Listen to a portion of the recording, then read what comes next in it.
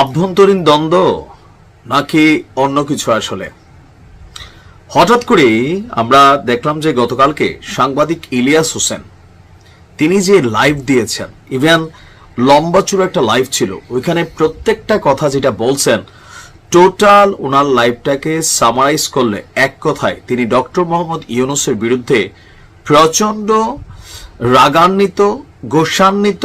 Even হঠাৎ করে ওনার যে অবস্থান, যদি ওনার গতকালকে লাইভের কথাগুলো ওনার যতটুকু বুঝতে পারছি, যে নির্বাচনের পক্ষে বিএনপির যে আন্দোলন, সে আন্দোলনকে কোথাও না কোথাও মৌন সমর্থন বা গৌণ সমর্থন যেটি বলেন তিনি সেটি দিয়ে বসছে।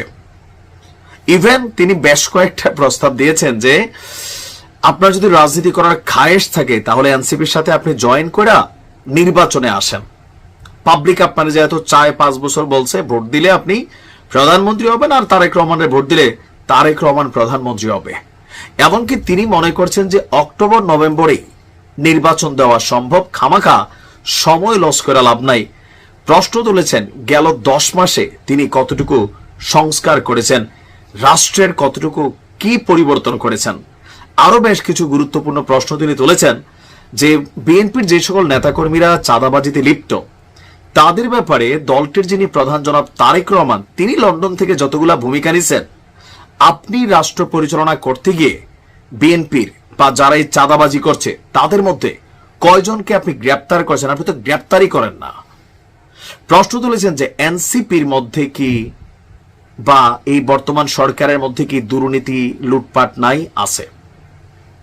এখন প্রশ্ন হচ্ছে হঠাৎ করেই সাংবাদিক ইলিয়াসের এই ভূমিকার কারণ কি? আমার কাছে যেটা মনে হয়েছে যে সম্ভবত ইন্টারনালি ওনাদের মধ্যে কোনো ঝামেলা দেখা দিছে। বিশেষ করে পিনাকিদার যে অবস্থান এবং সাংবাদিক ইলিয়াসের যে অবস্থান এতদিন একটা সমান্তরাল সুতায় গাঁথা ছিল, কিন্তু আজকে পিনাকিদা এক লাইনে হাঁটতেছেন, সারাদিন বিএনপির জয় বাংলা করে দিচ্ছেন, আর সাংবাদিক ইলিয়াস আজকে তিনি বিএনপির পক্ষ নিয়েছেন, মানে নির্বাচনের পক্ষে শক্তিশালী একটা অবস্থান তিনি প্রকাশ করেছেন। তিনি মনে করেন যে এই সরকার টোটালি ব্যর্থ, গত 10 মাসে রাষ্ট্রের তেমন কোনো কিছু হয় নাই, সুতরাং আগামী 10 মাস বা 12 মাস সময়টা যেটা তারা থাকতে চাচ্ছেন ওই সময়টার মধ্যে রাষ্ট্রের কি এমন কল্যাণ হয়ে যাবে। ইভেন তার উপদেষ্টা পরিষদ নিয়েও তিনি কথা বলেছেন। এখন সাংবাদিক ইলিয়াসের এই হঠাৎ করে যে একটা টার্নিং পয়েন্ট, এটা বিএনপির জন্য বড় ধরনের একটা পজিটিভ ইস্যু হবে, এটা 100%। তবে তিনি কয়েকজন বিএনপি যারা ঊর্ধ্বতন নেতা আছেন তাদের সম্পর্কে ওনার বক্তব্য একরকম, বাট ডক্টর ইউনূসকে তিনি ধন্যবাদ জানাচ্ছেন, সবই ঠিক আছে, কিন্তু এই সরকার ব্যর্থ হিসাবে তিনি দাবি করছেন। এমনকি তিনি আরো গুরুত্বপূর্ণ বেশ কিছু বক্তব্য তিনি এখানে দিয়েছেন যে মানুষ কি চায় ডক্টর মোহাম্মদ ইউনূস সেই খোঁজই মনে হয় রাখেন না। তার বক্তব্য কোনো কিছু কি বন্ধ আছে? বিএনপি ক্ষমতায় থাকলে সব দোষ যদি বিএনপি সরকারের ঘাড়ে পড়ে, তবে এখন যা হচ্ছে তার দায় ডক্টর ইউনূসকে নিতে হবে।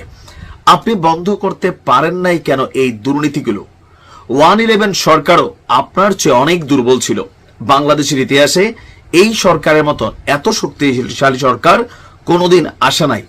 তো এর পরেও আপনি এর বিরুদ্ধে কি ব্যবস্থা নিয়েছেন? আপনি বন্ধ করতে পারেন নাই, এর দায় আপনি নেবেন না? কিছুই না বুঝলে আপনার থাকার দরকার কি? আপনি হঠাৎ রাগ করে বললেন আমি তো থাকতে পারবো না, আমি থাকবো না। গার্লফ্রেন্ডের সাথে মান অভিমানের বিষয় না তো এটা দেশ চালানোর বিষয়। এতগুলো স্টুডেন্ট মারা গেল, এতগুলো সাধারণ মানুষ মারা গেল, এই ছাত্রদের জীবন নিরাপত্তা ঝুঁকির মধ্যে আপনি ফেলে চলে যাবেন? আপনার কঠোর হওয়া উচিত ছিল। আর এখন ঘাড় সোজা করে দাঁড়াইতে চাইলেও সেই সুযোগ আপনার হাতে নেই, কারণ আপনারা এই 10 মাসে যে সুযোগগুলো পেয়েছিলেন সেগুলোকে কাজে লাগাতে পারেন নাই। সুতরাং সংস্কার নির্বাচনকে মুখোমুখি দাঁড় না করিয়ে নির্বাচন দিয়ে দিন। এপ্রিল বোঝা না? সাংবাদিক ইলিয়াসের বক্তব্য আগামী অক্টোবরে নির্বাচন দেওয়া সম্ভব, যেটা বিএনপিও বলছে যে ডিসেম্বরের আগে নির্বাচন হতে হবে। কি চলছে পর্দার অন্তরালে? হঠাৎ করে কেন এই টার্নিং পয়েন্ট? রহস্যজনক। তো সাংবাদিক ইলিয়াসের মন্তব্যগুলোতে আপনার অবস্থান কি? কমেন্টে জানাতে পারেন। ভালো থাকুন।